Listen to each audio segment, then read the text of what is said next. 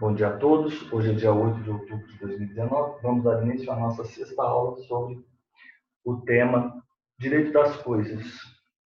Então, vamos tratar da posse, do direito de vizinhança, do condomínio, dos direitos reais. E o nosso intento é a nossa preparação aqui para a primeira fase da Unesp de Alagoas. Então, vamos lá agora para a questão 81. Ô, Mário, tudo bem com a 9.514? O que você achou? Joaquim, Oi. eu não li, não tive tempo. Ontem eu não pude estar, cheguei em casa tarde pra caramba. Confesso que não parei para ler a lei, entendeu? Mas até onde nós fomos, eu achei que tranquilo. Mas você teve uma ideia de como é estruturado o Instituto, correto? Sim. Entendi. Então, nós temos um devedor fiduciante, ele transfere aquela propriedade ou um outro direito real, pode ser o domínio útil, os bens enfitêuticos, você lembra disso? Sim. A propriedade superficiária, ele transfere para o credor fiduciário, correto? E aí, se não houver o pagamento, a propriedade que é transferida é uma propriedade resolúvel, ela não é propriedade plena, ela consolidar-se-á no credor fiduciário. Caso haja o pagamento integral do financiamento, resolver-se-á a propriedade do credor e retorna para o devedor fiduciante. É importante que você saiba pelo menos esses polos e esses nomes específicos, correto? Uma outra questão importante: quando se faz primeiro ato, o registro da compra e venda no RI, em que o devedor fiduciante ele adquire esse imóvel de uma imobiliária, uma incorporadora ou de um terceiro, não importa. Esse ato, na matrícula do imóvel, consta como R, registro de uma compra e venda, correto? Lá no RI, quando você pede a certidão, você vai ter a matrícula e vai constar esse RI, compra e venda, em data tal. Ato contínuo, nós temos o registro da alienação fiduciária para o credor fiduciário, correto? Se houver a consolidação dessa propriedade resolúvel na figura do credor fiduciário, aí ele terá que recolher o imposto de transmissão causa-mortes e doação, que ainda não foi. Não é o. Não, morte não. Não é o ITBI. Imposto de transmissão. É o ITBI. Ele deve recolher o ITBI. Se for imóvel urbano, claro. Estou tratando aqui do imóvel, estou pensando no imóvel urbano, uma casa urbana. Está compreendendo um lote, uma casa, um lote. Ele recolhe e a verba, e ele promove, o credor fiduciário promove no RI a averbação da consolidação, correto? E aí, logo depois, nós temos uma série de atos, correto? O leilão, antes mesmo deste específico, nós temos aí a atuação do RI chamando aquele devedor fiduciante para honrar aquelas prestações que estão em atraso, correto? Sob risco, sob pena de essa propriedade vir a ser consolidada e, posteriormente, vir a leilão. Então, aquela parte dos editais, ali é muito minucioso, e nós vamos fazer aí uma linha do tempo, porque aquilo precisa de ter muita atenção naqueles atos finais ali da 9.514. Essa aí é uma das leis imprescindíveis para o nosso concurso. Não só aqui para o direito civil, como também aí para o direito próprio, direito notarial e registral. Ponto. Então, voltamos aqui à nossa lista de exercícios, afinal de contas, é o nosso curso de resolução de exercícios. Tem uma coisa interessante que eu escrevi para você. Ela estava aqui. Deixa eu ver se encontro fácil. Ela estava aqui. Daqui a pouco eu encontro. É uma tabelinha do Dizer o Direito que é muito interessante, mas ela está aqui em algum lugar. Aqui, achei. Achei. Isso aqui eu vou mandar para você daqui a pouco também. É um resumo dessas regras. Ele comentou especificamente a respeito de uma notificação extrajudicial feita pelo RI, provavelmente, ou então pelo RTD. O RTD ele tem a atribuição de promover as notificações daquelas pessoas que figuram os títulos. Inclusive, nós estamos aí, ontem mesmo, eu já estávamos, né? Estou ainda terminando o RTD, no Código de Normas do Paraná. Enfim, não é do Código de Normas do Paraná, é um estudo do RTD, especificamente das atribuições. E uma das principais atribuições do RTD é de promover as notificações. Então, o RI, ele pode, você observou na 1514, ele pode pedir para que o oficial do RTD promova a notificação, nesse caso específico de alienação fiduciária. Você lembra dessa disposição específica na 1514? Sim. Ele pode promover e pode pedir que o RTD promova, né? Exatamente. Isso é importante. E, enfim, o RTD nós temos as hipóteses em que há transcrição, a RTD, instrumentos particulares para a prova de obrigações de qualquer valor, o penhor comum sobre coisa móvel, caução de títulos e documentos da dívida pública e de bolsa e de bolsa ao portador, e os contratos, 3 contratos específicos. Então, vai ser feita a transcrição. O artigo 129 da 2015, que é reproduzido no Código do Paraná e também no Código de Alagoas e de São Paulo, ele vai trazer aquilo que é registrado. Registrar é simplesmente você transcrever o documento, correto? No livro. Então, Mário, você tem que estar com uma planilha aí no seu escritório, você tem que rever sempre as serventias. Então, RCPJ, o que você consegue fazer num dia é muito simples. O RCPJ você resolve rápido. O RTD, a mesma coisa. No outro dia, você tem que estar sempre revisando as atribuições, ali as disposições gerais, os livros específicos, correto? Então, e a partir de amanhã, se não for amanhã, que é quarta-feira ou quinta-feira, eu vou fazer um módulo específico para Alagoas, Mário, sobre o protesto. Mas não é só para Alagoas, ele também é para São Paulo. Eu vou fazer o módulo de protesto do tabelionato de protesto de Alagoas e também o conteúdo é o conteúdo de São Paulo. Então, por exemplo, está introduzido, obviamente, pela Lei 9492. Então, tem os mnemônicos, a gente vai decorar tudo ali naquelas listas. Mas vamos voltar aqui para a nossa alienação fiduciária. É nula notificação extrajudicial se constar no âmbito diverso do real credor. No contrato de alienação, a mora decorre do simples vencimento do prazo para pagamento, mas a lei exige que o credor dê um nome para esse instituto. É mora, não vou me recordar agora. Quando você não precisa de notificação, tem um nome para essa mora. É a mora, o vencimento interpela o devedor. O dia interpela o devedor. Você se lembra dessa expressão, Mário, que eu estou falando? Não. A mora, que é considerada a mora do devedor com o vencimento do dia, com o dia. Então, o dia interpela o devedor.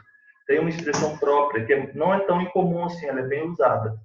Você não precisa de notificá-lo, devedor, de que ele está em mora, correto? Porque o dia interpela, correto? O dia do vencimento interpela o devedor. Seria aquela questão de uma obrigação própria terreno. e você não precisa, é obrigacional, o cara tem a ciência de que tem que pagar e você não precisa interpelar ele para constituir ele mora. A própria terrem é aquela obrigação, por exemplo, a típica obrigação condominial. É aquela obrigação que acompanha o bem, correto? Isso. Mas a responsabilidade é óbvio sempre do proprietário. Você não precisa nem intimar ele para saber que ele tem que pagar aquilo, não é isso? Exato. É como uma conta de luz, conta de água. A questão específica dessa expressão é a mora, eu não me lembro agora, mas daqui a pouco eu me recordo. Mas é isso mesmo. É nula a notificação se constar. Então, nós temos que a mora decorre do simples vencimento, no contrato aqui, de alienação fiduciária, mas a lei exige que o mutuante, que o credor, o mutuante, isso é interessante, porque é devedor fiduciante, o devedor fiduciante e o credor fiduciário.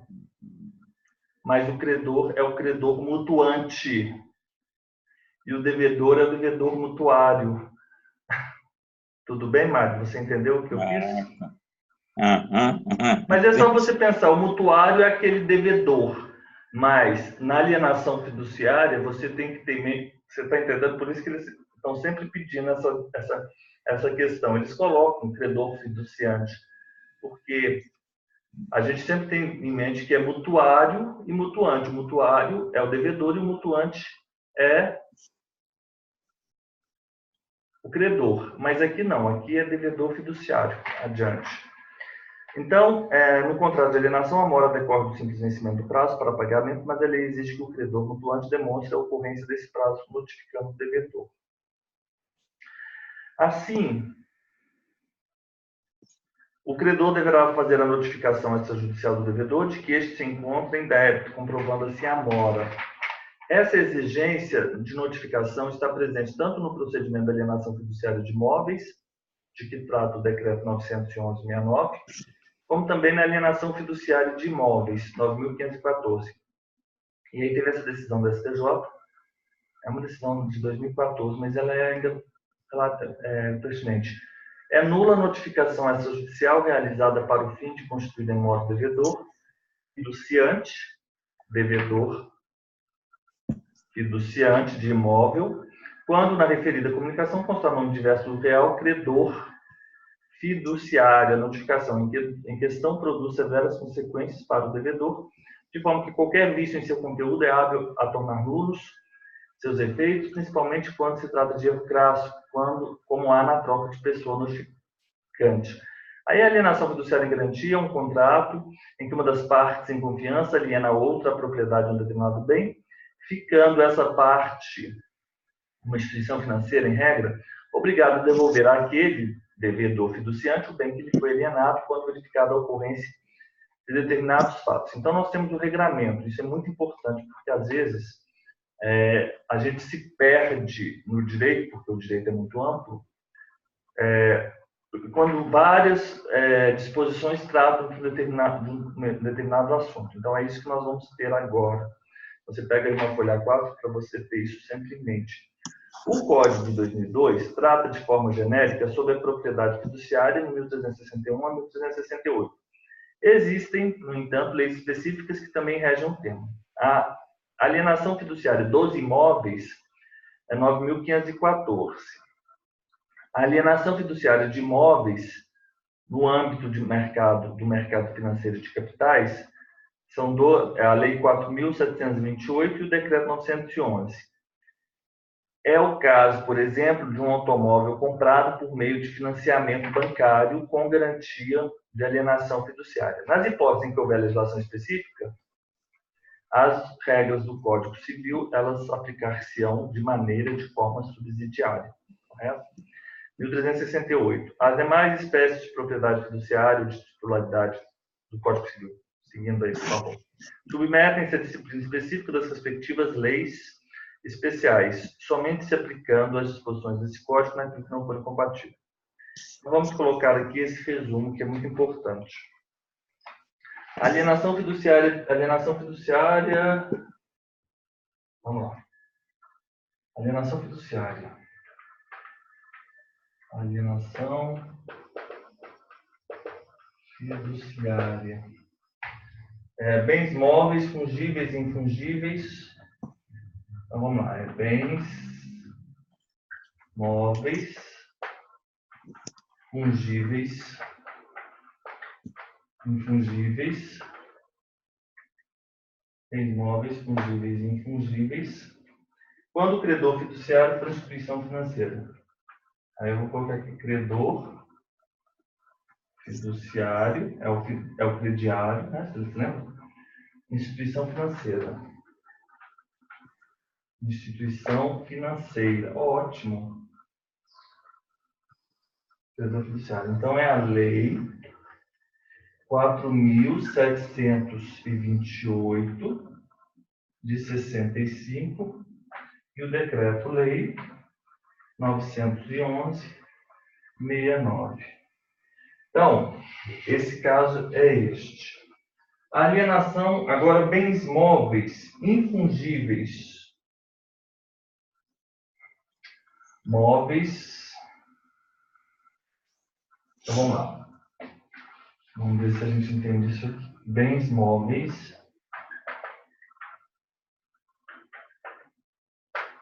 Bens móveis, fungíveis e infungíveis, e o credor fiduciário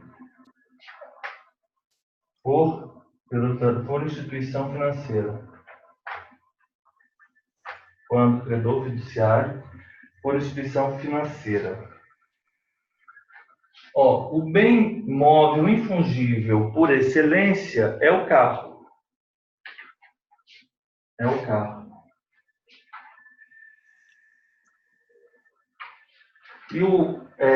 Mas então nós temos duas situações do carro.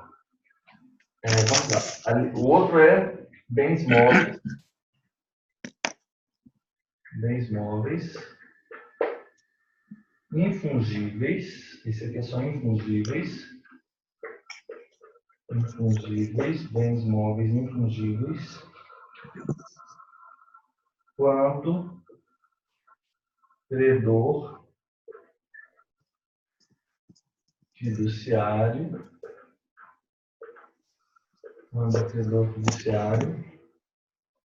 por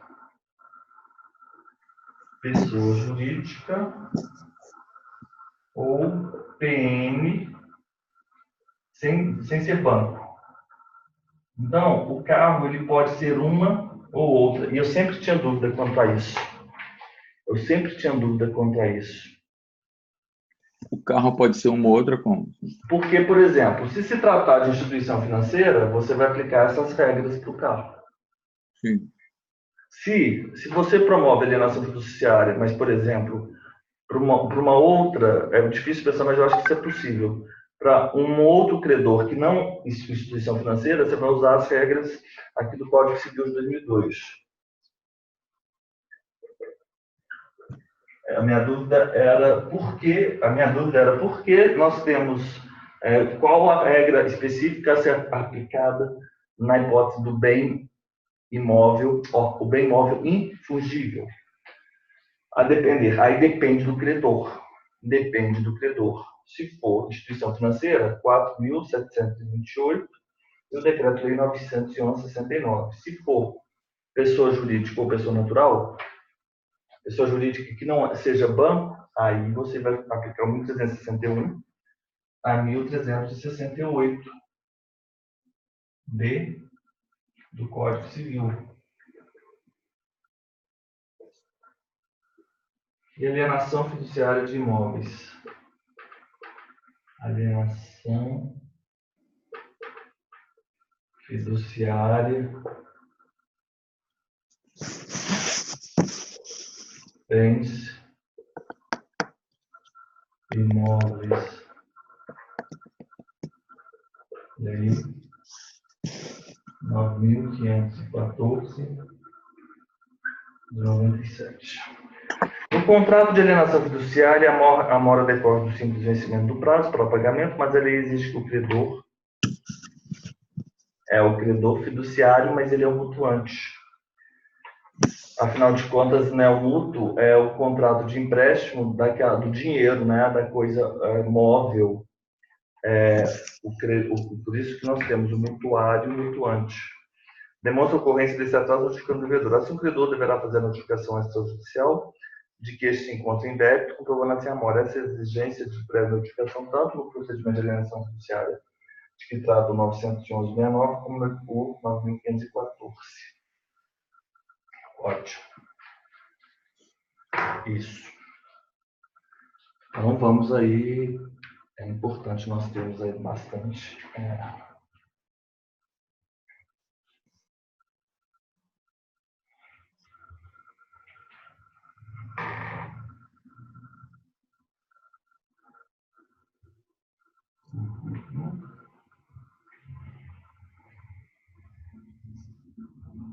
Ô, Mário, muito obrigado. Obrigado, é obrigação.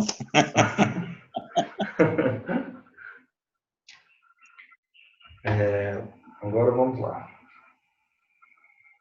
Alienação. Só estou terminando de copiar o quadro. Ok. Eu acho que eu mandei para você, não? Ah, tá. Mas de qualquer forma é importante você. É isso. Isso é ótimo. Não deixe de fazer copiar de fato o quadro, sabe? Eu vou mandar aqui para você. Mas a gente tem que realmente criar nossas colunas, entendeu? Ok.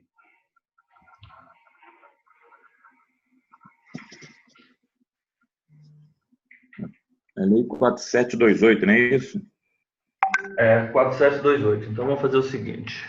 Enquanto você copia, eu vou dar uma olhada aqui.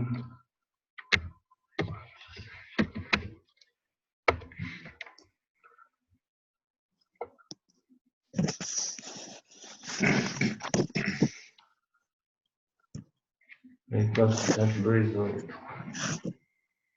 Esse decreto 911 ele é super importante. Agora, isso aqui vai ser legal numa prova discursiva. Porque numa prova discursiva, por exemplo, a questão toda ali da prova discursiva é o seguinte: você tem todos os códigos ali, todas as informações, mas você consegue se orientar em meio àquela legislação? Qual regra você aplica em qual caso específico? Deixa eu abrir aqui. Por que não está abrindo? Vamos ver aqui.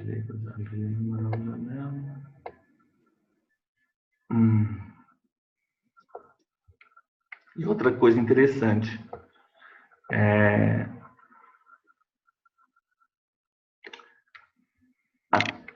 Tanto a 4728 quanto a 9514, você tem que saber exatamente qual é a parte que interessa.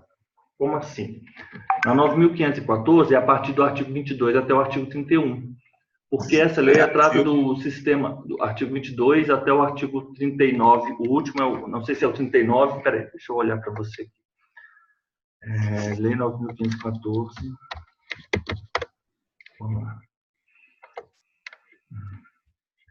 O artigo 22 é o primeiro. Nós falamos sobre isso, alienação fiduciária de coisa imóvel. A alienação fiduciária regulada por essa lei é um negócio jurídico pela qual o devedor ou o devedor com escopo de garantia contrata a transferência ao credor, tal. 22, e aí vamos aí várias regras.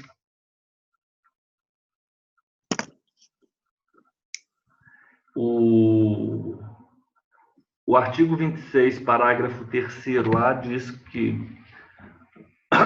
Não, parágrafo 3º.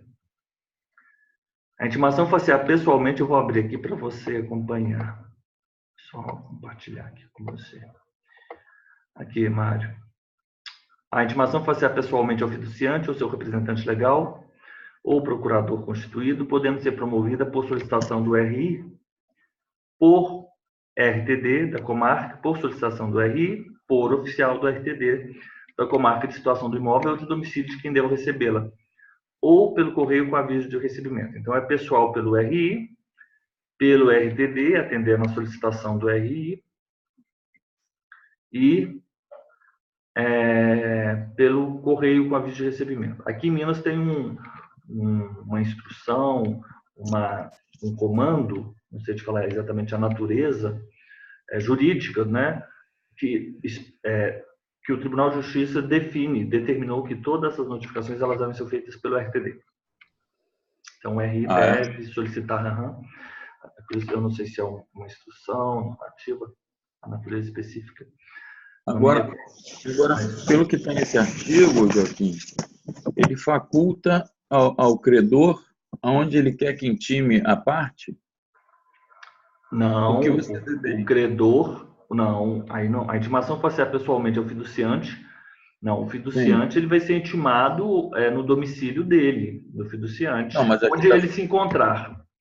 Na verdade, é o seguinte, o fiduciante ele vai ser... o RTD. Oi? Ele faculta aqui o RTD que o cara quiser utilizar, ou do domicílio da situação do imóvel, ou do domicílio. Nesse aspecto, sim. Uhum. Isso é verdade. Aí deve prevalecer o endereço dado no contrato. Você se lembra daquele contrato que eu lhe enviei? Aquele PM, Programa Minha Casa Minha Vida, aquele da Caixa Econômica? Então, aquele contrato, nós temos ali um endereço do imóvel. Nós temos o endereço do imóvel, nós temos o endereço do domicílio, porque às vezes não é o mesmo. Muitas das vezes a pessoa ela compra o imóvel e ela está construindo o imóvel ainda, né? Ela compra o lote e ela está construindo o imóvel, ela não mora lá. Isso não é incomum, na verdade isso é bem comum, inclusive. Sim. Então, olha só, nós temos aqui o parágrafo 3º, aí temos o 26A, a questão 27, uma vez consolidada a propriedade, em nome do fiduciário, no prazo de 30 dias, o promoverá público leilão para alienação do imóvel. E aí, nós temos aqui outras regras, umas definições, 28, 29, 33. 33. Esse é. Agora vamos lá, 4728. Deixa eu colocar aqui de uma vez. Não é até o 33, né? Não é 38. 33. Artigo 22 a 33. Não são 11, porque assim, são 11 artigos, mas aí tem vários parágrafos, incisos. Agora vamos lá para 4728. Aí nós temos algumas regras, umas definições dos institutos, das pessoas. Nós vamos localizar obrigações com cláusula de correção monetária, ações, debêntures conversíveis, as sociedades anônimas, sociedades e fundos de investimento, contas correntes, tributação, da alienação de ações, das sociedades imobiliárias, alienação fiduciária em garantia, é a seção 14. Essa aqui, ó, alienação fiduciária em garantia no âmbito do mercado financeiro, é a seção 14, artigo 66B. Então vamos colocar aqui, artigo 66B. O contrato de alienação celebrado no âmbito do mercado de capital financeiro, bem como em garantia de créditos fiscais e previdenciários, deve conter, além dos requisitos da 10.406, que é o Código Civil, a taxa de juros, a cláusula penal, o índice de atualização monetária, demais comissões e encargos. Se a coisa objeto de propriedade não se identifica por números, marcas e sinais no contrato de alienação fiduciária, cabe ao proprietário fiduciário o ônus da prova contra terceiros da identificação do bem do seu domínio que se encontram, dos bens do seu domínio que se encontram em poder do devedor. O devedor que alienar ou der em garantia, coisa que já alienara fiduciariamente, fica sujeito à pena do artigo 171. 171 é o estelionato, né? Parece, 171. Sim, estelionato. Estelionato. É admitida a alienação fiduciária da coisa fungível e exceção fiduciária, bem como de títulos de crédito, hipótese em que, salvo disposição contrária, a posse direta e indireta do bem, objeto da propriedade ou do título, é atribuída ao credor. Em caso de inadimplemento ou mora da obrigação, poderá vender a terceiros o bem objeto da propriedade fiduciária, independente de leilão, asta pública ou qualquer outra medida, e deve aplicar o preço na venda no pagamento do seu crédito e das despesas decorrentes da realização da garantia. Entrega ao devedor o saldo, se houver, e mais demonstrativo. No tocante à seção fiduciária, de direito sobre coisas móveis ou sobre título de crédito, aplicar o 18 ao 20 do 9.514. A gente começa no 22. Aplicam-se alienação fiduciária à seção fiduciária do Código Civil. Ah, não é do Código Civil, é do Código Civil. Não se aplica alienação fiduciária à seção fiduciária o disposto no 644. Que diz o quê? Também do Código Civil. 644.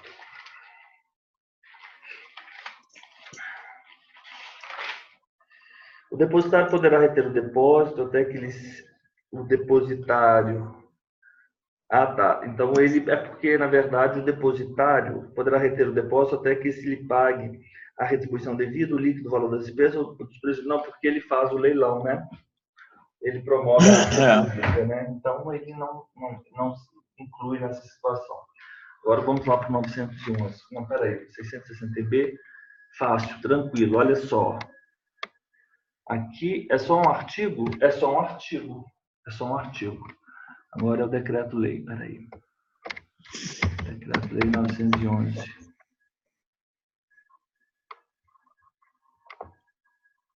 Decreto-lei 911.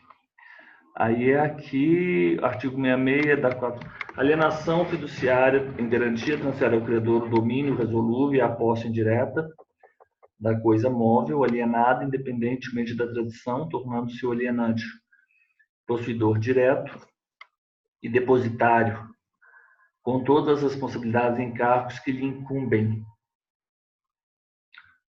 de acordo com a lei civil e penal. A alienação fiduciária somente se prova por escrito e seu instrumento público ou particular, qualquer que seja o seu valor, será obrigatoriamente arquivado no RTD. Na realidade, esse decreto ele altera a 4728 que a gente acabou de ver. Ah, mas espera aí. Mas não é esse. Mas ele está em vigor ainda, né? Não, ele altera o artigo 66. Mas que engraçado, por que não tem a alteração do artigo 66 do 4728? Olha só. Lá não tem? Não, porque olha só, ele foi revogado. Ah, então, de repente, a alteração é a inserção desse artigo 66B, não é não? Não, o que eu acho estranho é o seguinte, essas disposições, alienação fiduciária em garantia ao credor, domínio, tal, essa aqui, ó, e se encontra revogado. Não, engano meu. Deve ser o teor da 66B, não? Peraí. O artigo 66 da 4728, de 14 de julho de 65, passa a ter a seguinte redação. Artigo 66. Tem uma coisa errada nessas leis aqui.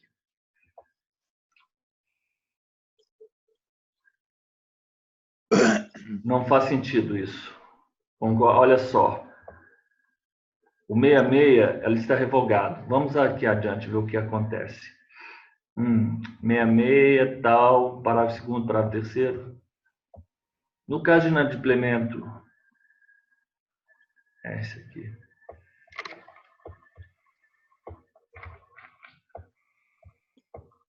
Nós temos aqui algumas regras. Aqui. Essas regras que estão aqui no 66B,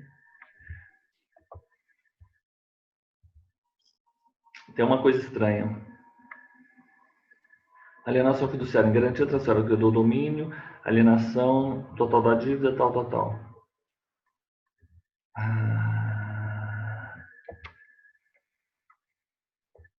Aqui, ó. Alienação fiduciária em garantia de veículo deverá, para fins probatórios, constar do certificado do registro, aquilo, né? No final ali do CRV, né? Uhum. O CRV. Certificado é o CRV. Certificado de registro de veículo. Né? A alienação fiduciária, correto? Não é o CRLV, é a parte final, o verso, né, do CRV, em que há o vendedor, né, transferindo para um outro que é, no caso, o credor. Enfim, vamos deixar esse quadro. O que nós temos que ter em mente para o que é importante no direito notarial é a 9.514, afinal de contas, o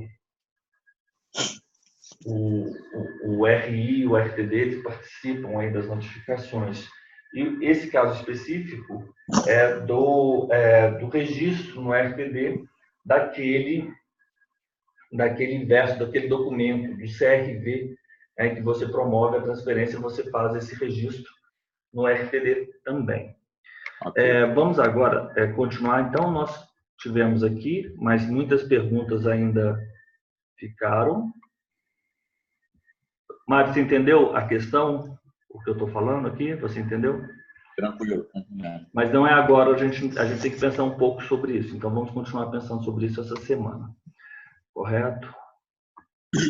Entender o que está acontecendo ali naquela revogação, porque consta que o 66 terá uma nova redação, mas o 66 nós observamos que se encontra revogado. É isso que eu estou a dizer. Vamos então aqui voltar para os nossos artigos 81. Nós já vencemos bastante a alienação fiduciária.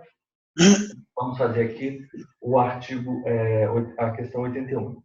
Assinalar a alternativa correta. Nós já sabemos, então, que nós temos a posse, propriedade, direitos reais é o primeiro, direito de vizinhança, condomínio, e depois nós vamos ali para... eu vou falar sobre a multipropriedade hoje ainda, uma parte, fazer um adendo sobre a multipropriedade. E depois nós temos propriedade resolúvel, propriedade fiduciária, e começamos aí com os direitos reais em espécie. O primeiro é a superfície. Nós sabemos que a superfície ela vai ser instituída, ela é uma concessão em que uma pessoa faz a outra do direito de construir e plantar. E por qual instrumento deve ser feito? Escritura pública. Isso aqui, Mário, é uma... Você, quando falou em superfície, você já tem que se lembrar das disposições todas pertinentes. 1369. E essa escritura, como direito real de superfície, ela deve ser registrada no RI. Quando eu instituir a minha superfície, eu posso fazer de forma gratuita ou de forma onerosa. E se ela for de forma onerosa, eu posso determinar ainda se o pagamento será feito de uma ou mais parcelas, correto? Então, até aí tudo bem. Eu não posso exigir que a transferência, a propriedade superficial pode ser transferida? Pode. Ela pode ser alienada. Então, pode ser transferida para os sucessores, né? na hipótese de sucessão causa-mortes. Mas isso não quer dizer que a propriedade superficiária não seja por tempo determinado, porque ela é por tempo determinado. A propriedade superficiária é por tempo determinado. Mas você não pode exigir que, por essa transferência, ou inter vivos ou causa-mortes, caberá ao proprietário, não ao superficiário, caberá algum valor, porque isso aí configuraria uma enfiteuse, correto? Na enfiteuse, que é o laudêmio, em que há a transferência do domínio útil, que cabe ao senhorio, uma parcela, tanto na sucessão quanto na intervivos, quanto na causa-mortes. Ok. Então, nós vamos ter a transferência, ela pode ser instituída, e ela é por tempo determinado, e nisso ela difere da laje. A diferença da propriedade do direito de superfície e a laje é o tempo, Mário. É o tempo. Você pode afirmar isso com segurança. É o tempo. Aí temos outras regras, a tributação, enfim. Mas você tem que sempre estar aqui. Você tem que sempre estar aqui com as disposições do 1369 seguinte. Sempre ter em mente essas disposições. Ela não pode ser objeto de hipoteca, isso é falso. Sabe por quê? Porque ela pode. Isso é interessante, ao contrário do usufruto. O usufruto ele não pode ser alienado, mas ele pode ser cedido gratuitamente ou onerosamente. Mas a propriedade, a superficialidade pode ser alienada. E o que se pode dar em hipoteca, em penhor, em anticrésimo, é aquilo que pode ser alienado. Então, eu, por exemplo, eu posso hipotecar uma propriedade superficiária, mas eu não posso usufruto. Interessante, não? Mas a lei é assim mesmo. A lei é assim mesmo. É vedada a pluralidade de hipotecas sobre o mesmo bem? Falso. Não, é permitido. Aqui, na verdade, está falando de... Não sei por que eu estava tratando de direito de superfície, mas aqui, na verdade, trata de várias situações pertinentes à hipoteca. É nula a cláusula que proíbe a proprietária alienar imóvel hipotecado? Sim, isso é verdade. É nula essa cláusula que proíbe a alienação do imóvel hipotecado. Entretanto, pode-se convencionar que se vença, né, o contrato na hipótese de haver essa alienação. Esse artigo específico, ele está aqui no final dos direitos reais,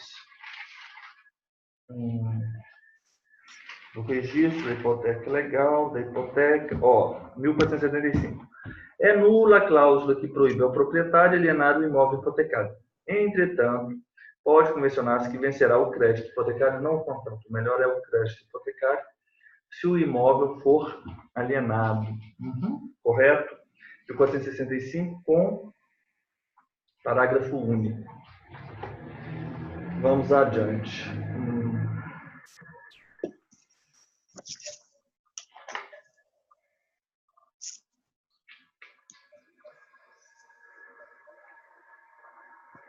As hipotecas legais independem de registro público?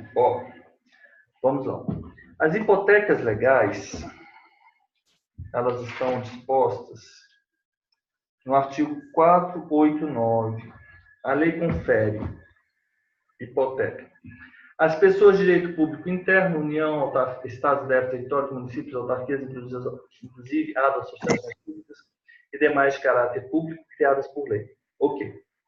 A lei confere hipoteca a essas pessoas sobre os imóveis pertencentes aos encarregados da cobrança, guarda ou administração dos respectivos fundos e rendas. Aos filhos sobre os imóveis do pai, 1489, Mário, por favor. Aos filhos sobre os imóveis do pai ou da mãe que passaram a outras núpcias antes de se fazer inventário do casal anterior. Ao ofendido ou aos seus herdeiros sobre os imóveis do delinquente para satisfação do dano causado pelo delito e pagamento das despesas judiciais.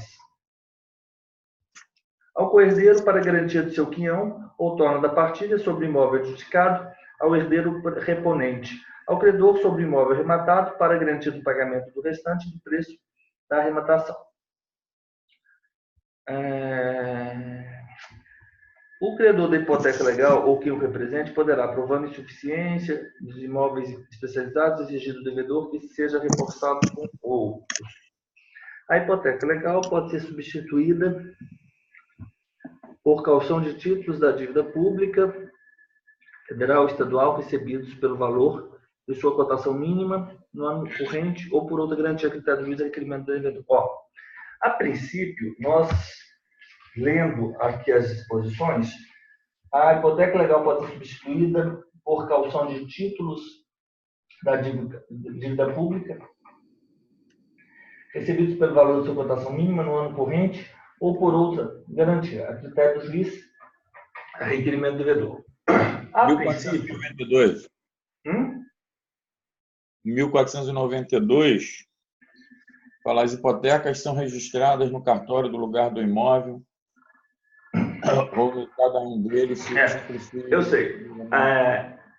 A princípio, poderíamos imaginar que elas não seriam. Mas você sabe, Mário, que tem uma disposição mais específica ainda, e essa disposição se encontra na Lei 6.015, artigo 167, inciso 1. Não me lembro se é o item 2 ou se é o item 3, mas nós temos o registro no RI da instituição do bem de família, não, é o 2.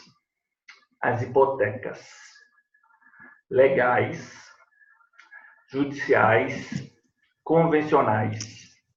Correto? As hipotecas legais, judiciais, convencionais. Elas são registradas no RI. Por força da Lei 6.015, de 2015.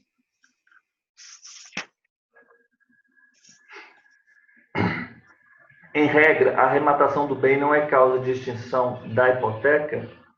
Arrematar do bem da extinção da hipoteca, artigo 1499. Sim. A hipoteca extingue-se pela extinção da obrigação principal, perecimento da coisa, resolução da propriedade, renúncia do credor, remissão, arrematação ou adjudicação. Ok? Qual artigo? Pois não? Qual artigo? Só para 1499. Extinção da obrigação principal, perecimento da coisa, resolução da propriedade, renúncia do credor, remissão com essa cedilha.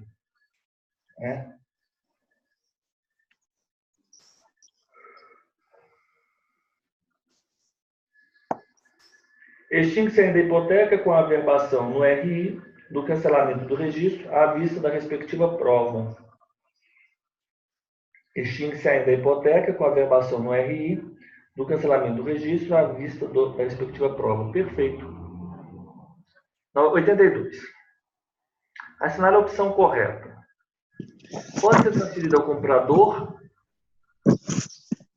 por contrato, coisa que já lhe pertence desde que o desconheça.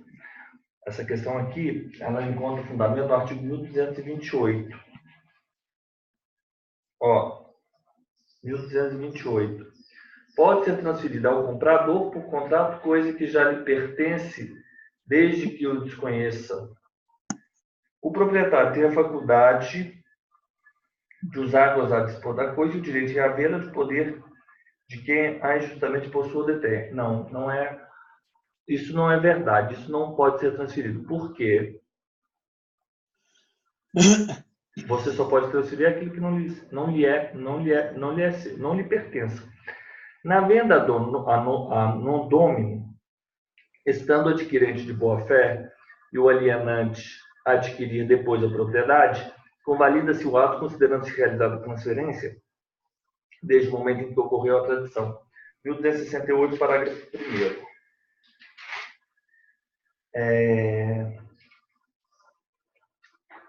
Só quero dar uma olhada aqui nessa expressão específica. Vamos colocar esse WhatsApp para cá. Venda. Vamos ver aqui.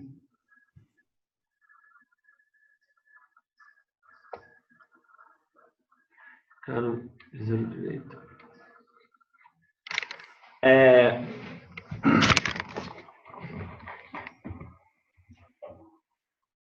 Esse aqui, são os artigos muito bons que temos aqui no Migalhas. Eu adoro esse site. A venda non domino de um imóvel significa uma venda por quem não é o proprietário e, por isso mesmo, jamais poderia dispor de um bem que não lhe pertence. Mas como isso é possível? São vários os expedientes fraudulentos que podem ser utilizados para ludibriar um desavisado comprador. O mais comum consiste na falsificação de escritura pública de procuração, outorgando ao estelionatário poderes para a venda de imóvel de terceiro. A questão ganha ainda maior relevo ao se questionar em quanto tempo a vítima, o real proprietário, pode demandar pela nulidade de negócio fraudulento. Vou compartilhar aqui com você. Venda ad hominem.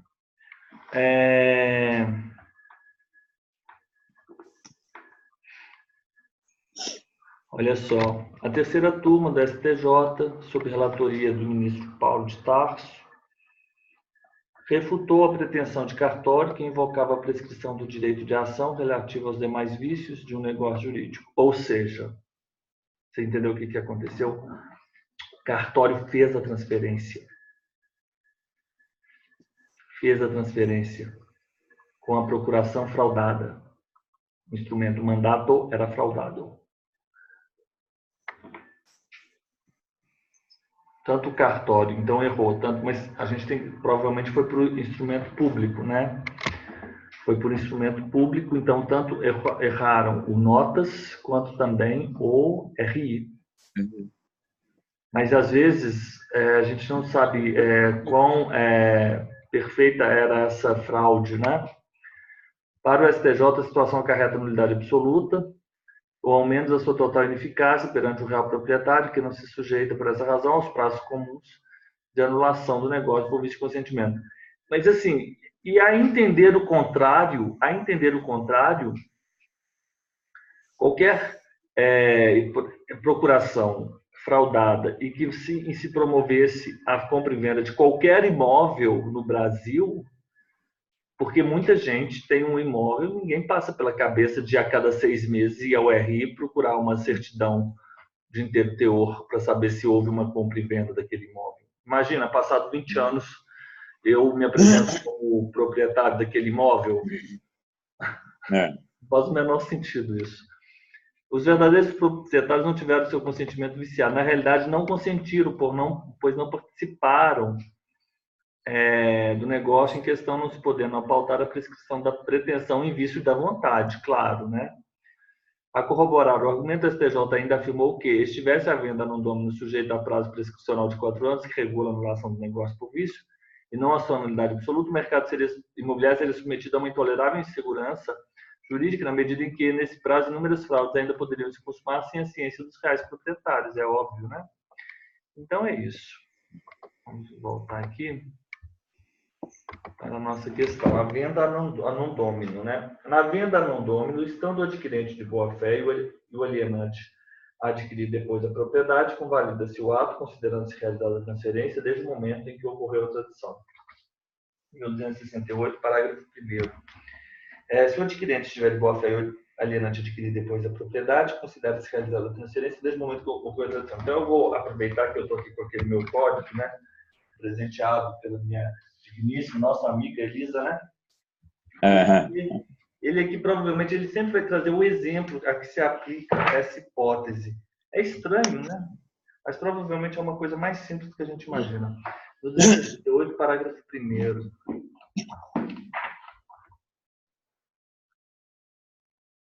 Mil duzentos e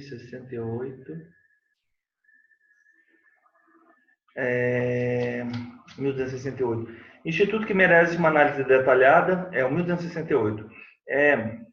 Alienação no domínio, prevista no presente artigo. A tradição... Você tem esse livro aí, Mário? Qual? Esse que eu lhe indiquei. Não consegui comprar. Fui na Saraiva e estava esgotado. Ah, tá. Eu acho que quando a Elisa comprou esse livro, era o último, e alguém tinha pedido para comprar.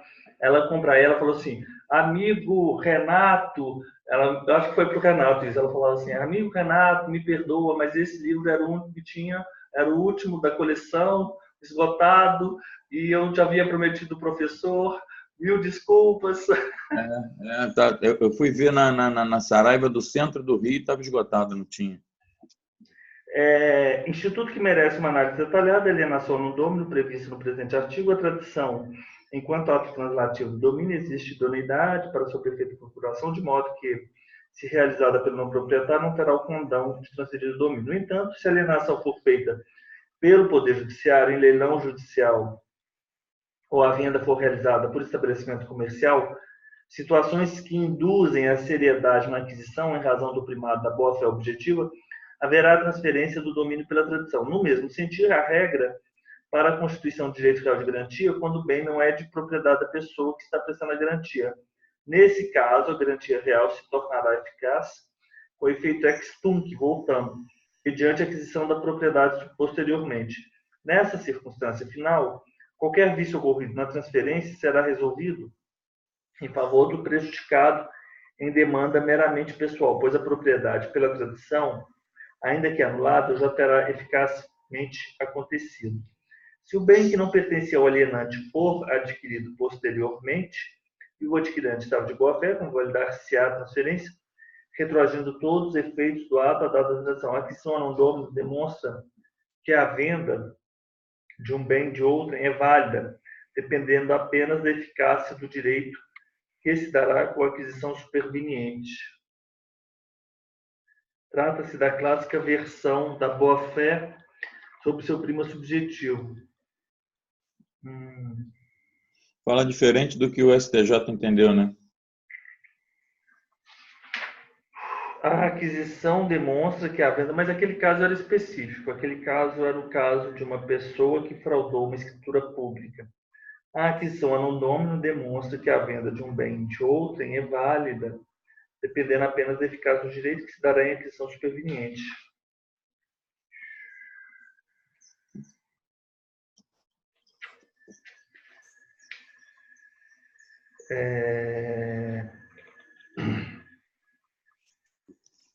Jurisprudência comentada. Em situação na qual o adquirente de um veículo o revendeu a terceiro de boa-fé, mesmo antes da compensação do cheque, não terá o credor direito à reintegração de posse, pois com a tradição feita em favor do comprador, mesmo que inadimplente, o bem passa a ser deste para todos os fins de direito. Entretanto, o réu que adquiriu o bem objeto de roubo deve ser obrigado a devolver ao real titular, ainda que esteja de boa fé. Bem imóvel, réu que adquiriu o veículo objeto de roubo, em relevância da boa fé do adquirente, hipótese de aquisição de quem não era proprietário, a ausência dos requisitos objetivos. Assaltantes que não podiam transferir a propriedade que não detinham. Reintegração da autora na posse do veículo. Ok. Então é isso. Na venda do anno domini, 1268, parágrafo 1º. Letra C. Na venda de coisa alheia, feita a tradição, a propriedade se transfere imediata e automaticamente, independentemente de qualquer circunstância. O que diz o artigo 1228? O artigo 1228 diz... Não é essa o hipótese, mas nós temos aqui um RESP do STJ. Na venda de coisa alheia, feita a tradição, a propriedade se transfere imediata e automaticamente. Não, aqui a propriedade nunca se transfere imediata e automaticamente. A propriedade sempre com registro no RI, né? Então, isso aqui não faz sentido dizer isso. E venda de coisa alheia, essas hipóteses... Apesar de que ele não está se restringindo a coisa imóvel, né?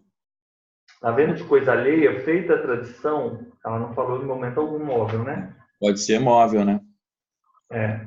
Mesmo no caso de furto ou roubo, a propriedade é transferida e a posse é legitimada. Não, nós acabamos de ver aqui. Sim, você lembra? Eu acho que o parágrafo nós acabamos de ler isso. O 1268, parágrafo 2º, também bota: não transfere a propriedade e a tradição, quando tiver por título um negócio jurídico nulo. Ah, ótimo. Parágrafo 2º do 1268. Não transfere a propriedade e a tradição quando tiver por título um negócio jurídico nulo.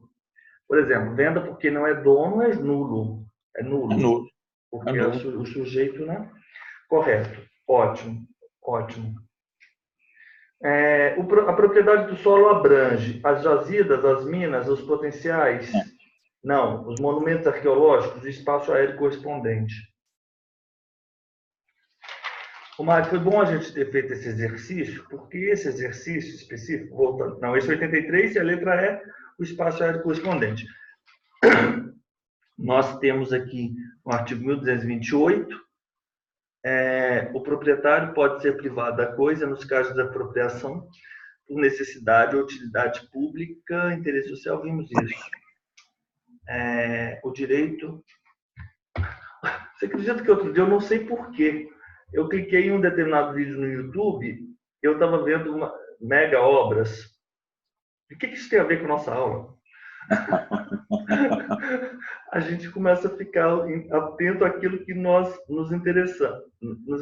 Construíram, me parece, na Tailândia, em algum lugar, onde tem aquelas Petronas Towers, aquelas duas, Bangkok, me parece, uma dessas cidades aí do Sudeste Asiático. Construíram um mega túnel. É o seguinte: quando em dias normais o túnel o carro passa normal. Quando tem a enchente, a água dos rios e daqueles córregos, enfim, daquela região, elas são direcionadas para esse túnel. Então você fecha o tráfego para que a água se escoa. E aí a Tailândia é isso. Eu só não me lembro, eu acho que é Bangkok, se não me engano. E aí eles tiveram que fazer esse túnel debaixo de uma rodovia pública. Por quê? Aí o rapaz vem, e é isso que é relevante, porque na Tailândia, o direito de propriedade ele se estende até o interior do planeta Terra. Olha que sério, ele falou isso, não sei se procede. Então, você quando vai construir um túnel ou então um metrô, você não pode construir debaixo da casa da pessoa, porque aquilo pertence a uma pessoa.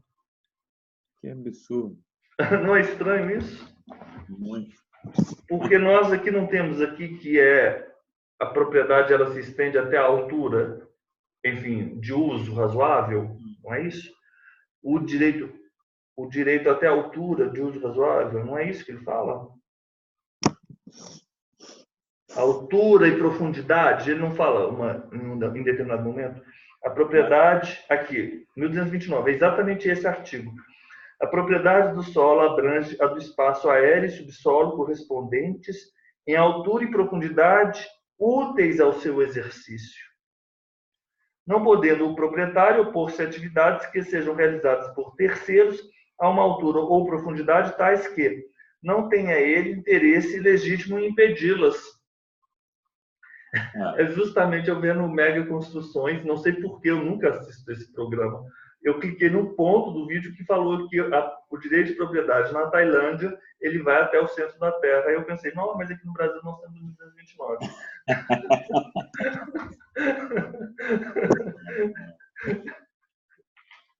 1229, mas não é isso. Esse aqui é o direito de propriedade deve ser exercido em consonância. Mas quais são essas jazidas?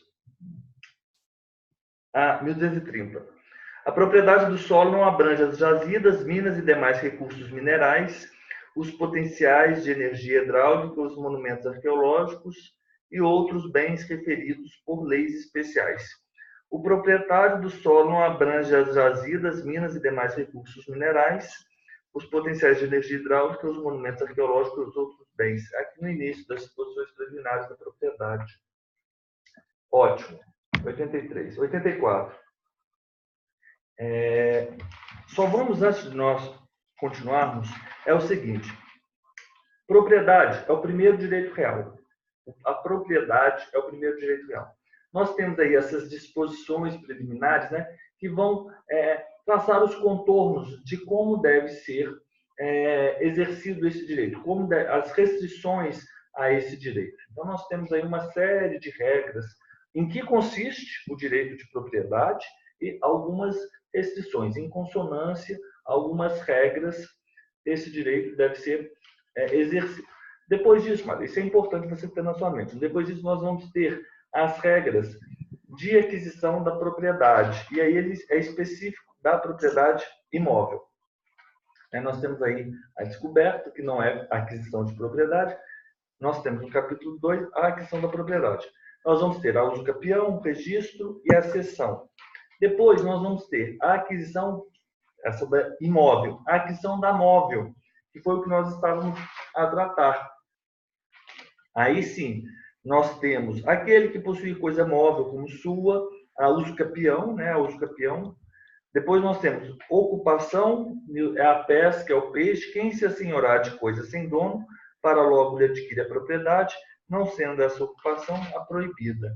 Nós temos o achado do tesouro, que não se confunde com a descoberta, mas o achado do tesouro, ele é forma de aquisição da propriedade imóvel, o que não é a descoberta. O depósito de coisas preciosas, ou o depósito que é oculto e de cujo dono não haja memória, será dividido entre o proprietário e o que achá-lo casualmente. O tesouro pertencerá por inteiro ao proprietário do prédio. Na verdade, ele usa a expressão prédio todas as vezes em que nós utilizamos aqui no mundo, fora do direito, como propriedade. Sempre prédio você substitui pela palavra propriedade, mas ele não colocou propriedade para não se confundir com o direito real de propriedade. O tesouro pertencerá por inteiro ao proprietário do prédio, se for achado por ele ou em pesquisa que ordenou, ou por terceiro não autorizado. Achando-se em terreno aforado, o tesouro será dividido por igual entre o descobridor e o enfiteuta, ou será deste por inteiro quando ele mesmo seja o descobridor. Achando-se em terreno aforado, o tesouro será dividido. Ok. Tradição foi o que nós falamos agora. Não transfere a propriedade quando tiver o título. E aí tem aquelas outras, né? A especificação, confusão, comissão ou adjunção. A especificação é o mármore do Michelangelo e do Papa. Você lembra dessa história? Você estava aqui no dia? Não, então não. Ele falou o seguinte, no dia que a gente fez esse curso de jeitos reais, ele falou que agora ela ia se lembrar da especificação, ela ia pensar no mármore do Da Vinci, que pertencia a Aí ela contou uma história, que a peça do mármore pertencia ao Papa. Foi super interessante. Super interessante. E que ela lembrava da especificação que o Da Vinci ele tinha feito, o Michelangelo fez o Da Vinci, né? Esculpiu o Da Vinci na pedra do mármore que pertencia ao Papa. Nossa. Foi ótima a história. Pronto, ponto. Depois nós temos perda da propriedade, que nós já vimos. Então, isso é muito importante para que você tenha em mente como você vai estruturar esses institutos, né? A descoberta. Quem quer que ache coisa alheia perdida há de restituir ao dono legítimo. Aí que se assenta a diferença. Enquanto no achado depósito de coisas preciosas, oculto, e de cujo dono não haja memória, na descoberta é coisa alheia perdida. Correto? Com o dono ainda. Omar, vamos fazer um intervalo de 5 a 7 minutos e aí a gente já volta daqui a pouco, tá bom? Fechado. Continuamos a nossa gravação. 84. Assinar a alternativa correta acerca do usucapião de bem imóvel de acordo com as disposições do Código Civil de 2002. A sentença declaratória do usucapião não serve de título para registro na RI falso, serve, nós vimos isso. Então é só lembrar do quadro e mais aquelas outras disposições. Aqueles quadros com aquelas colunas, né? PPA, TTBO, nós temos isso. A usucapião, a questão da aquisição. Eu vou encontrar esse artigo agora. 1238 é o extraordinário, 1239 é o rural, o 40 é o urbano, o 42 é o ordinário, o parágrafo único é o tabular. Transfere-se entre vivos a propriedade mediante o registro do título translativo no RI. Enquanto não se registrar o título, quem vende continua como dono. Enquanto não promove por meio de ação própria a decretação de validade, o registro do respectivo cancelamento, o adquirente continua a ser havido como dono. O registro é eficaz desde o momento em que se apresentar no protocolo. Onde está essa disposição? Aqui, é a parte final do 1238. Aquele que por 15 anos, sem ter opção, sua posição possui como seu imóvel, adquire-lhe a propriedade, independentemente de título e boa-fé, podendo requerer ao juiz que assim declare por sentença, a qual servirá de registro de título para o registro no RI. Aí nós já vimos, né, Mário, aquela especificidade. Eu acho que foi com você mesmo. Que regra é constitutivo, mas nesse caso específico é declaratório, né? O registro, né? O registro. Ok. Ao contrário dos bens de uso comum do povo e dos bens de uso especial, os bens dominicais estão sujeitos ao usucapião? Não, isso aqui é lá na parte do artigo 90. Vamos dizer se é essa 90 mesmo? Não. 99, né? 102. Os bens públicos não estão sujeitos ao usucapião. Categoria. 102. Qual é a relação? Não é de posse, é de detenção. Portanto, ele não passa, ele não vence nem o primeiro requisito, que é a posse, né? Ele não tem a posse. É uma corrente ortodoxa, de pensamento ortodoxo. Ok. Na usucapião extraordinário, para fins de contagem do prazo, admite-se que o possuidor acrescente a sua posse aos seus antecessores, desde que sejam contínuas e pacíficas. Essa aqui é acesso possessiones, 1243. O possuidor pode, para fins de contado tempo exigido pelos artigos antecedentes, quais seriam esses? 1238, da extraordinária, 15 anos, e da extraordinária reduzida, de 10 anos.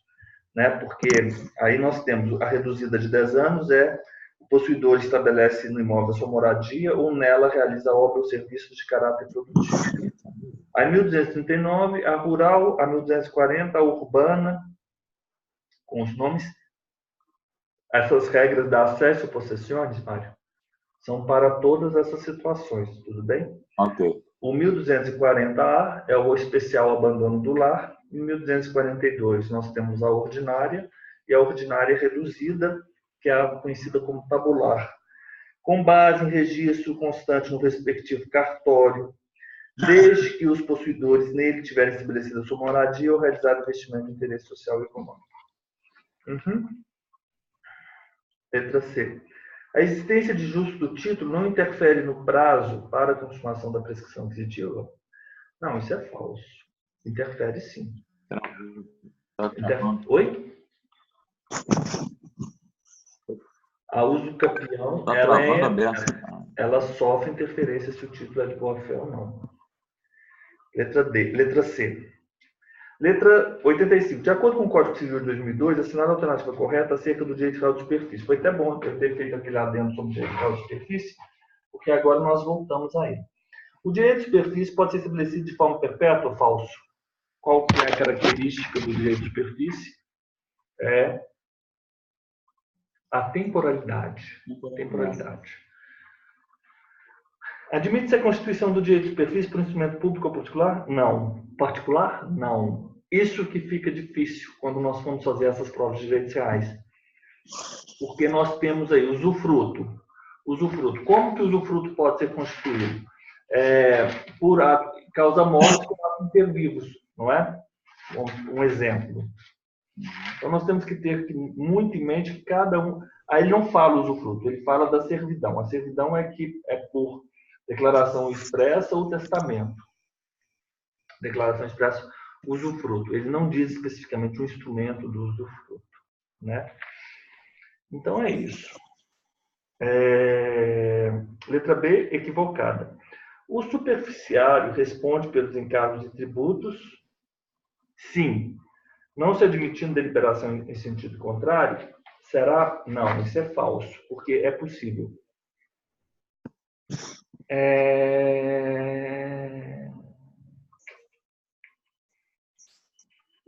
Peraí. 1371. O superficiário responde pelos encargos e tributos que incidirem sobre o imóvel. Temos o enunciado 94, deixa eu ver esse enunciado da primeira jornada de direito civil, que fala que pode ser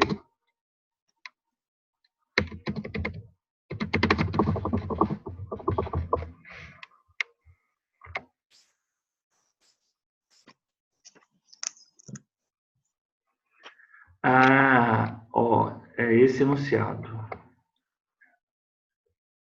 Share.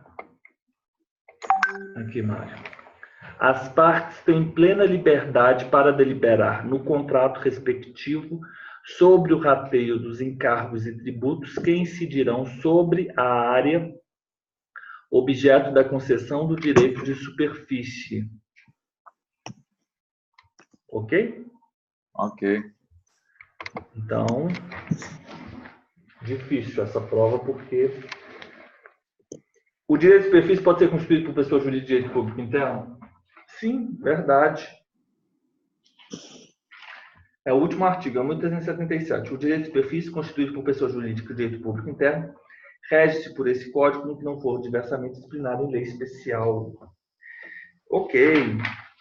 Considerando unidade autônoma alienada fiduciariamente, havendo despesas de condomínio, assinale a alternativa correta.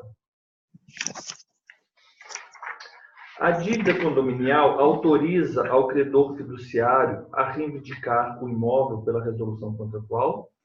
Houve a transferência ao credor fiduciário da propriedade resolúvel e a posse indireta do imóvel, por isso, não a obrigação condominial.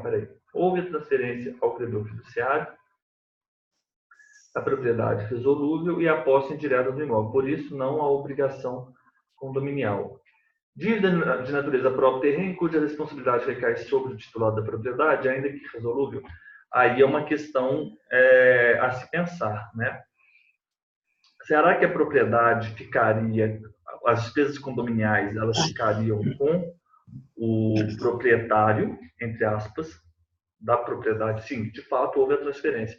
Ou ficariam com o possuidor direto, que é o devedor fiduciante. Nesse caso, por exemplo, quem aluga o imóvel é mais ou menos uma situação parecida com essa. As despesas condominiais ficam com quem tem a posse direta. Agora, será que isso não deveria estar previsto em contrato? Bem,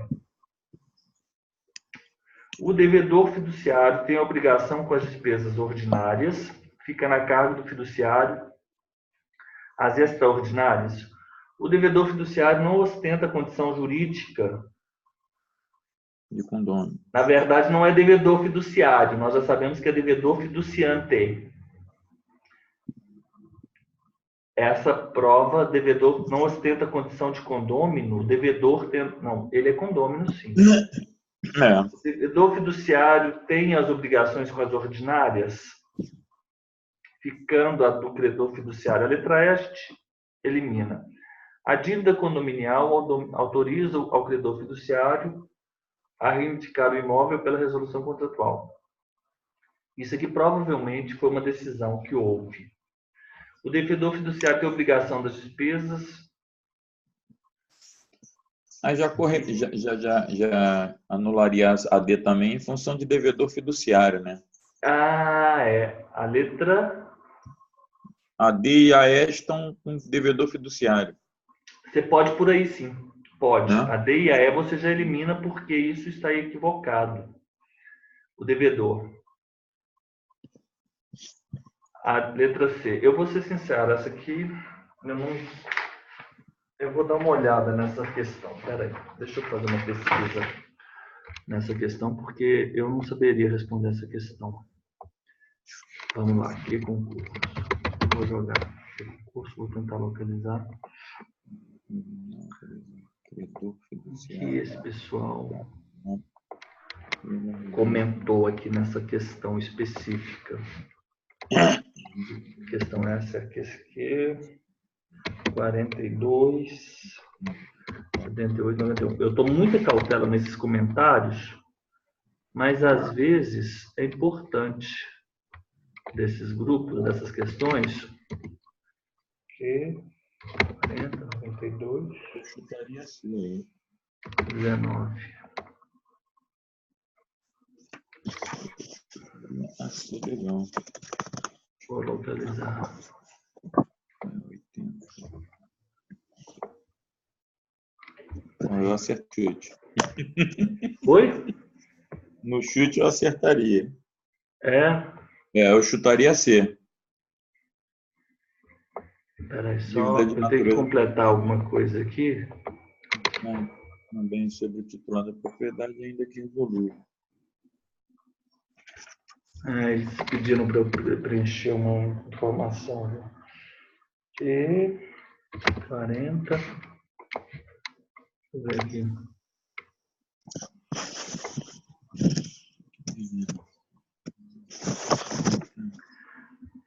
Vamos lá. O que eles estão dizendo aqui nos comentários dessa questão?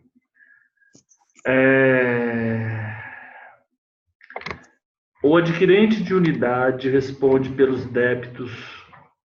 A correta foi considerada a letra C. O adquirente da unidade responde pelos débitos do alienante em relação ao condomínio, inclusive multas e juros moratórios.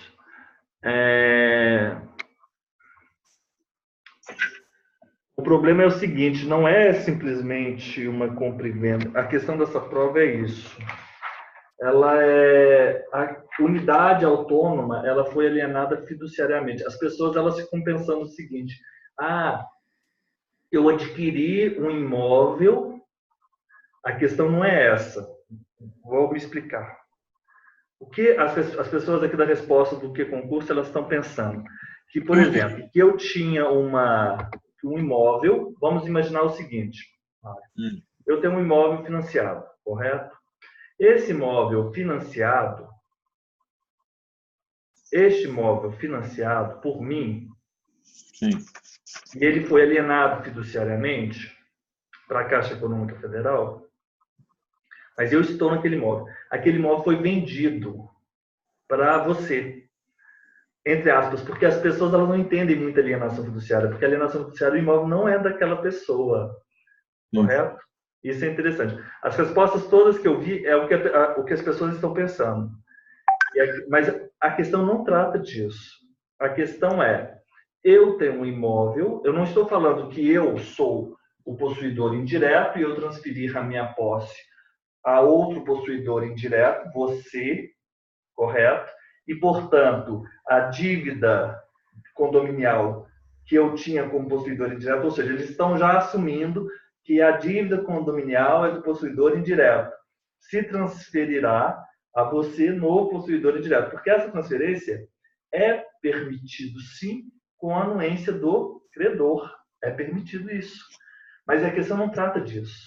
A questão trata na hipótese, na minha relação, eu, possuidor indireto, devedor, e você, credor fiduciário, e há uma dívida do imóvel. Há uma dívida do imóvel. Então, o que eles estão pensando é quando você transfere, você simplesmente há uma alteração no polo subjetivo passivo da alienação fiduciária, mas a questão não trata disso. Por isso que temos que tomar muito cuidado aí com essas questões, com a resolução das questões. Porque se você for observar as respostas aqui dos alunos do que concurso, todos eles estão falando assim: ah, é obrigação próprio terreno, a obrigação próprio terreno, então segue, é a relação entre o atual proprietário com o possuidor do bem, mas a questão não é sobre isso. Você está entendendo o que eu estou falando, Mário? Ficou claro? O que eu quero dizer é o seguinte: nós temos aqui o credor fiduciário e nós temos aqui o devedor. O devedor fiduciante. O devedor fiduciante, ele transfere a propriedade do imóvel para o credor fiduciário. Esta é a questão que estamos a tratar. É disso que trata a questão. As respostas todas aqui do que concurso, elas vieram no sentido seguinte: nós temos o credor fiduciário e nós temos um devedor fiduciante que transfere para outro devedor fiduciante a posse indireta, porque não pode transferir, ele não pode transferir. Então, desse vínculo, agora nós passamos para isso.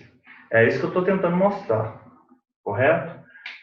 A questão trata dessa situação. O credor, ele pode consolidar a propriedade desse imóvel pelo fato do devedor fiduciante não pagar as dívidas do condomínio? Você está entendendo? Eu não estou falando que esse novo devedor fiduciante vai ser responsável, porque isso eu sei disso. Pelas dívidas, porque afinal de contas a obrigação é próprio terreno, ela acompanha a coisa. Tudo bem, mas a questão não trata disso. Mas o que eu entendi é o seguinte: ainda que possa, ainda que ele puder reivindicar a coisa, que eu acredito que não deva ter uma cláusula específica no contrato de alienação que diga que, caso não pague o condomínio, você... Existe essa cláusula. Lá naquele contrato que eu lhe enviei, existe essa cláusula. O não pagamento de condomínio? Exato. O não pagamento do condomínio, ele vai configurar a consolidação da propriedade no credor fiduciário. Uhum. A dívida cuja responsabilidade recai sobre o titular, ainda que resolúvel. Assinale a alternativa correta. Dívida de natureza pró-terreno, a responsabilidade recai sobre o titular da propriedade. Aqui fica difícil você falar isso, porque se ela recai sobre o credor fiduciário ele deveria pagar as dívidas de condomínio, ainda que o devedor fiduciante não as pague, e ele não pode consolidar a propriedade, afinal de contas, não houve inadimplemento. Essa questão é uma questão complexa. A gente tem que pensar um pouco sobre essa questão. Não dá para responder assim. Você está entendendo, Mário? Estou entendendo. Aí a gente teria que ir lá para aquela legislação específica, né? Para ficar mais... para aprofundar. Essa aqui teve algum problema, tanto é que eu nem marquei essa questão. 87. O Código Civil indica como forma de aquisição da propriedade o usucapião, sendo correto afirmar que é aquele que, por 15 anos, sem interrupção nem oposição, possuir como seu imóvel, adquirir-lhe a propriedade, independentemente de título igual à letra A, correta, são os termos da usucapião previstos no 1238. Por 5 anos, sem interrupção nem oposição, possuir um imóvel, independente de... Não, 5 anos não existe hipótese de 5 anos sem título igual a... Existe 10 anos, mas 5 anos não. Por 5 anos, sem interrupção nem oposição, possuir... 5 anos, sem interrupção nem oposição, possuir como seu imóvel, adquirir a propriedade com justo título igual a... Não.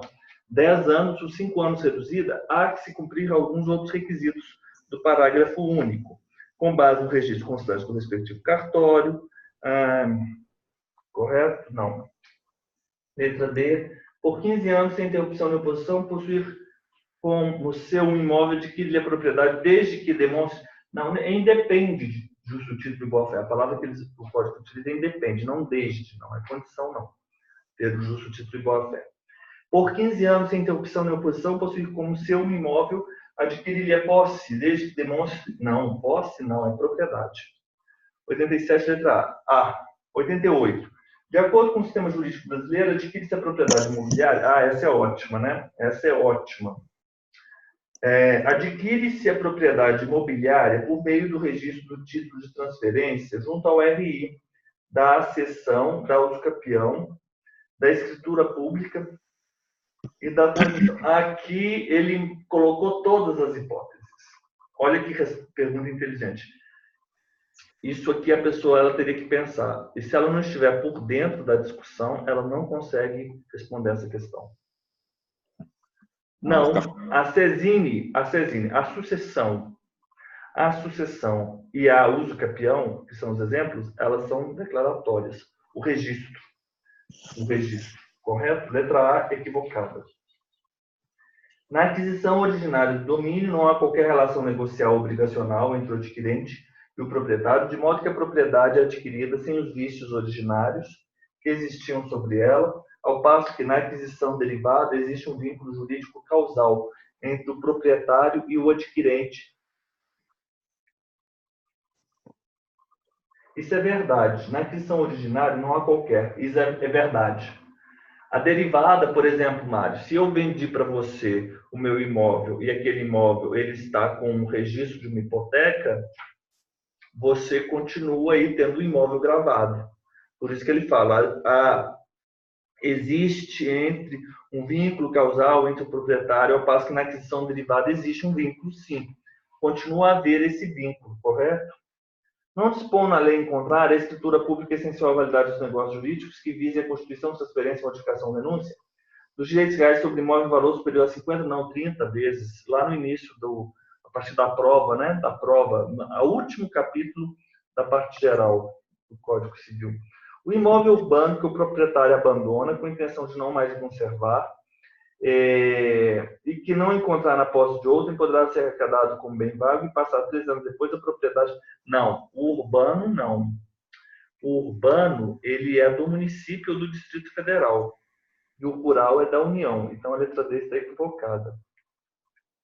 Agora, vamos lá. Outra prova do provimento de São Paulo. As questões ótimas. Seria a letra B, Oi? A 88 seria B.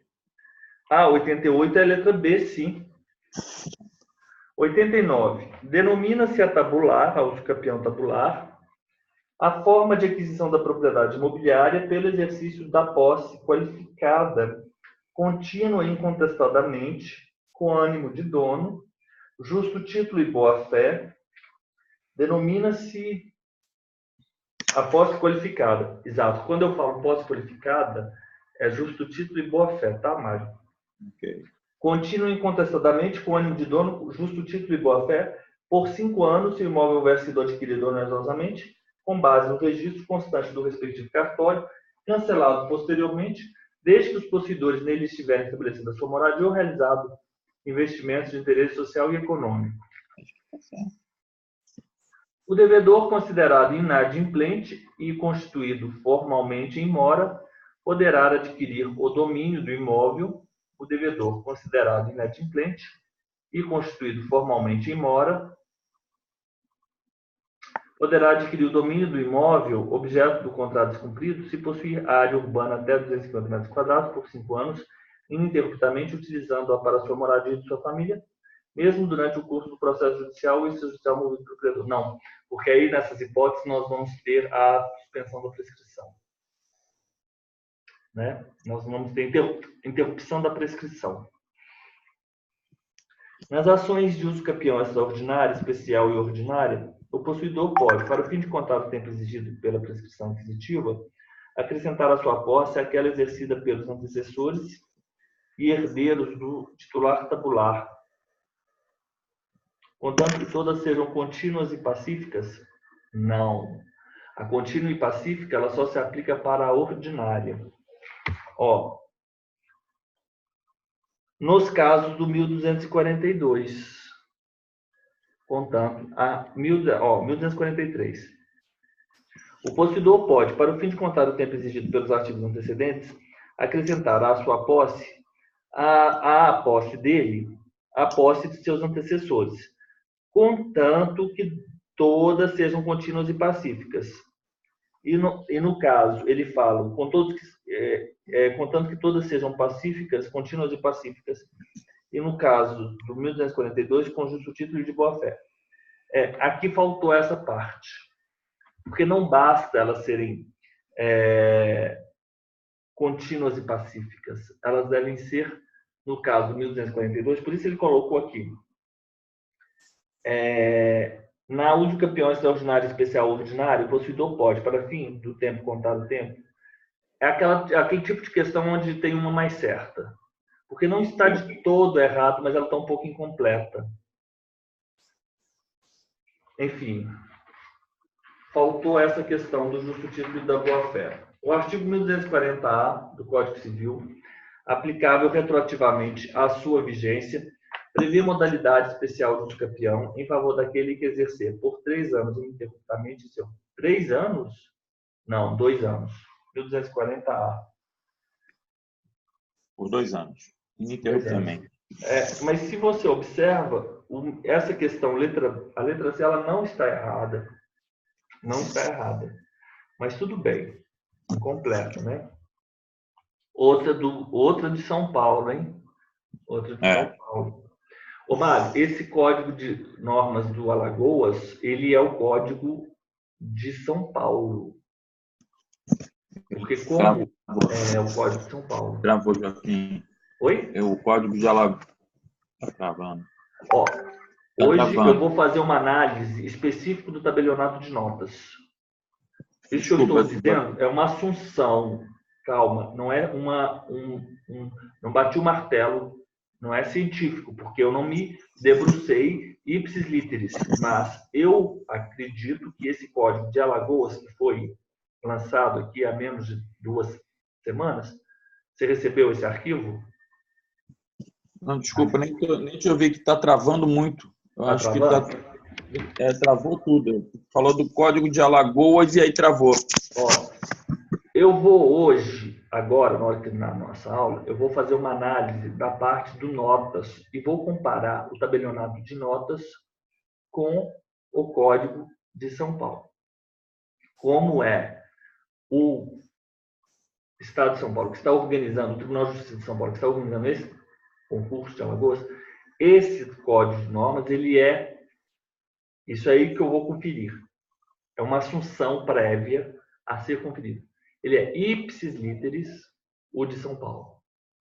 Então, eu vou fazer essa análise hoje do tabelionato de notas. Protesto. Tabelionato de protesto. Todas. Vou passar pelo protesto, todas, o protesto. E aí eu vou...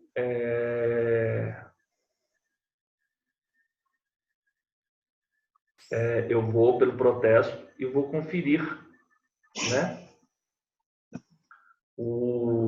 Se isso de fato procede. Mas eu estou quase certo de que seja o mesmo. Mas vamos lá, vamos fazer, vou conferir ipsis linha por linha para bater o martelo. Ok.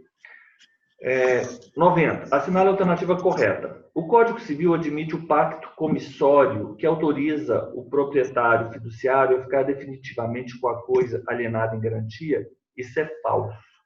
Isso é o 1365. Você não pode ficar com a coisa alienada fiduciariamente. Então, Mário, vamos lá para o 1365. É nula a cláusula que autoriza o proprietário fiduciário a ficar com a coisa alienada em garantia se a dívida não for paga no vencimento. Ok, falso. Com a constituição da propriedade fiduciária, dá-se o desdobramento da posse, tornando-se o fiduciário, o credor, possuidor direto, não, ele é o possuidor indireto, porque a coisa continua na posse direta do possuidor, do devedor. Fiduciante, 1361, parágrafo 1º. Constitui-se a propriedade fiduciária com o registro do contrato celebrado por um instrumento público ou particular, no RTD do devedor, ou em se tratando de veículos, na repartição competente para licenciamento, fazendo-se a anotação no certificado de registro. Parágrafo 2º, na verdade, né? Com a constituição da propriedade fiduciária, dá-se o desdobramento da posse, tornando-se o devedor possuidor direto da coisa. B. Letra C. Constitui-se a propriedade fiduciária da coisa móvel infungível, com o registro do contrato celebrado por um instrumento público ou particular, que ele serve de título no RTD do domicílio do devedor, ou em se tratando de veículo, na repartição competente para licenciamento, fazendo-se a anotação no certificado de registro, 1361. O contrato de alienação fiduciária de coisa móvel deve ser celebrado somente por escritura pública para viabilizar. Não, ele pode ser por esse instrumento particular. O parágrafo 1º falou isso. Então, 90 é letra C. 90 é letra C. Ô, Mário, vamos parar a nossa aula por hoje, por agora. E aí, amanhã nós temos o nosso encontro às 8 horas e continuamos aí com o nosso exercício. Vamos amanhã falar sobre a propriedade, multipropriedade, e eu vou fazer um esquema dos editais ali da parte final do 9.514 também. Alguma coisa, Mário? Continuamos? Bem? Então tá. Muito obrigado. Então até amanhã. Até mais, se Deus quiser. Até mais.